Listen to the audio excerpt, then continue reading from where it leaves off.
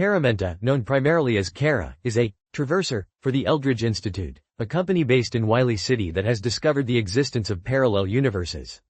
Her unique ability to traverse these worlds stems from a grim reality. She is dead in 373 out of 380 known Earths, making her an ideal candidate for interdimensional travel without risking a death upon encountering a living self. She collects data, both light, general information, and dark, economic and future stock market data, for the Institute, essentially acting as a glorified courier. Cara, however, feels like a pigeon to the scientists and watchers who employ her. Her life on Earth Zero, the primary Earth, is a constant act of pretense. She navigates the stark class divide between opulent Wiley City, where she lives and works, and the impoverished Ashdown, her birthplace. To fit into Wiley City, she meticulously cultivates an image of someone who has always known stability and wealth, carefully hiding her Ashdown origins and the harsh realities of her past. This includes concealing numerous tattoos, marks of her previous life that she is slowly having removed. Her only remaining family in Ashdown are her mother, a reformed addict who found religion, her stepfather Daniel, and her step-siblings Esther and Michael. Her relationship with her mother is strained, defined by a sense of shame and distance. Cara's closest connections at Eldridge are her mentor, Gene Sanogo, a former traverser himself who believes Cara can be more than just a data collector, and her watcher, Della Kari, a seemingly aloof but deeply observant woman from a privileged background. Dell is strict and professional, often pushing Cara, yet Cara perceives a subtle concern beneath her rigid exterior. Cara harbors a secret attraction to Dell, a desire she masks with playful teasing. The catalyst for the story is the assignment of a new Earth for Cara to traverse, Earth 175. This is significant because it means that particular version of her, named Nelline, has died, freeing up the world for Cara to visit. However, Gene reveals a disturbing detail. Nelline was murdered on Earth 175, and it was a future world, making Gene uneasy about premonitions. Cara initially avoids delving into Nelline's death, fearing a connection to her own traumatic past in Ashdown, specifically the Emperor, Nick, and his brutal father, Nick Sr. Cara's original name was Cara Lee, and she became Cara Lex in her youth to gain favor with Nick on her home Earth, Earth 22, after his father's death.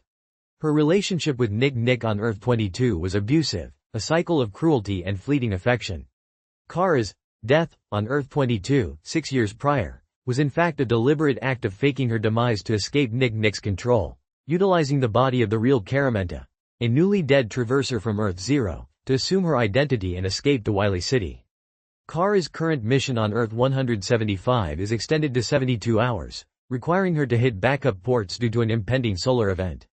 This prolonged stay forces her to confront Nelline's fate. She discovers Nelline's cause of death was exsanguination, a method consistent with Nick's father's brutal killings, using poisoned rings and obsidian teeth.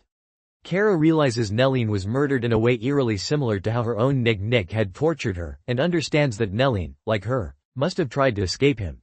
During her forced stay on Earth 175, Cara suffers severe injuries due to a backlash upon entry, suggesting that Nelline, the other Cara, might still be alive. She is found and healed by the Earth 175 version of Nick, who, to her surprise, is a kind and seemingly reformed man. This Nick inherited the throne after his father's death when he was 6, and has actively tried to distance himself from his father's brutality, even dismantling the weapons manufacturing that his father, Nick Sr., had established. He believes Adra, his older brother, is dead, and is confused by Cara's claims about a different reality. While recovering at Nick's palace, Cara discovers her stepbrother Michael is now a runner in this world, and is working for Nick. She also encounters the Earth 175 version of her sister Esther, who is now married to Mr. Cheeks, a respected runner, and is actively plotting a coup against the current emperor, who is, shockingly, Adam Bosch, the founder of the Eldridge Institute. This revelation shatters Cara's understanding of her world. Adam Bosch, her kind and brilliant employer on Earth Zero, is the brutal Blood Emperor Adranik on Earth 175. A man who not only allows the runner parades that terrified Cara as a child but has also reinvented guns, defying his father's previous ban on such weapons. Cara, realizing the danger Adranik poses, decides to help Nick and Esther. She offers to analyze data from other worlds to prove that Nick's rule is far more beneficial than Adranik's, hoping to sway the powerful figures of Ashdown to support the coup. She uses her unique ability as a traverser to gather this information, returning to a risky alliance with Nick and his runners, including Mr. Cheeks, who, in this world, is loyal and honorable. The coup culminates in a confrontation at the new church in the rurals, where Nick's supporters gather. Adranik, anticipating betrayal, attacks the church with his runners. In the ensuing chaos, Daniel, Cara's stepfather, is killed. Cara, realizing the destructive path Adranik is on, and driven by her desire for justice for Jean and the innocent lives lost, orchestrates a risky plan. She manipulates Adranik into agreeing to a proximity pull, pulling him and Nelline, who unexpectedly joins them, back into the space between worlds with her.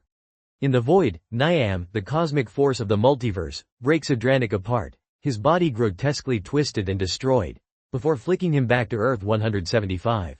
This act effectively removes Adranik from power, facilitating a peaceful transfer to Nick. Nelline, who was pulled in inadvertently, is also killed by a younger version of Caramenta, embodying the raw force of traversing. Cara returns to Earth Zero, injured but alive, bringing Nelline's body with her.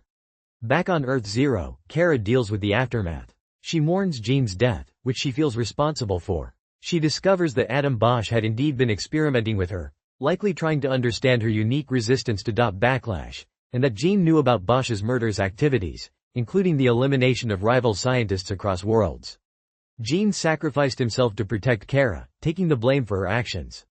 Cara is determined to expose Adam Bosch. She plans to destroy Eldridge's traversing hatch, not to kill Adam directly, as that would end traversing, but to cripple his ability to use it for his illicit commercial trips and murders. She enlists the help of Mr. Cheeks and his runners from Earth Zero, who, in this reality, are not bloodthirsty thugs but loyal, honorable individuals motivated by a desire to protect their community. She also finally reveals the truth about her past to Del. That she is not the original Caramenta, but a replacement who took her place 6 years ago. Del, initially hurt and confused by Cara's deception, ultimately helps her, demonstrating a deep care that transcends their complicated history. The climax involves the runners creating a diversion at Adam Bosch's mansion party, while Cara infiltrates his private quarters. She plants a slow-acting poison, Lot's wife, in his ocular port eye drops, ensuring a lingering, debilitating illness. This method ensures his legacy will crumble as he becomes increasingly incapacitated, preventing him from rebuilding his corrupt enterprise. Cara is caught by Del and immigration enforcement officers. Del, having filed a report with HR, is deliberately having Cara deported to Ashdown for violating company policy, knowing this will save her from Adam's revenge. Cara is stripped of her Wiley City life and possessions, but finds a sense of peace in returning to the desert, realizing that her true self, Cara Lee, is fundamentally tied to Ashdown and its resilience. The novel concludes with Cara carving out a new life in Ashdown as an intermediary between worlds, using her skills in communication to bridge the divide between Wiley City and her community. She embraces her identity as a garbage get from downtown Ash. Michael thrives as a runner in this world, and the relationship between the two Nick brothers, Adam and Nick, slowly begins to heal, finding an odd place to find love. Del eventually seeks Cara out in Ashdown, signifying a potential future for their relationship that transcends class and past deceptions, a rare and valuable happiness in an infinite multiverse. Cara finds contentment in simply being close to a woman who inspired me and challenged me, and changed me for the better.